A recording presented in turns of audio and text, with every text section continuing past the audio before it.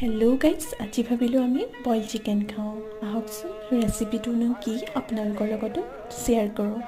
এয়া দেখিছে, মই চিকেনখিনি ধুনীয়াকৈ ধুই লৈছোঁ আৰু তাত মই লৈছোঁ গাজৰ, আদা নহৰু, পিঁয়াজ, মটৰ, আলু আৰু 2টা বিলাহী। এতিয়া বিলাহীখিনি মই ধুনীয়াকৈ পুৰি লৈছোঁ। পুৰাৰ পিছতে মই চিকেনখিনি কেৰাহীত ফ্ৰাই কৰি লৈছোঁ।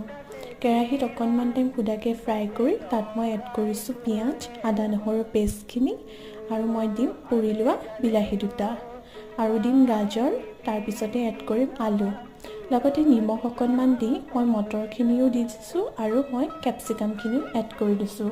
এতিয়া অলপ টাইম ঢাকনাখন মাৰি সিজিবলৈ দি তাত অলপ মই গৰম পানী দি দিছোঁ। গৰম পানী দি তাতে মই দিছোঁ জালুকৰ গুড়ি। শেষত মই অকণমান মান ধনিয়া দি ঢাকনাখন মাৰি সিজিবলৈ দি নেমু ৰস অকণমান দি পৰিৱেশন কৰিবলৈ লৈছোঁ। এয়া আমাৰ বইল চিকেন ৰেডি।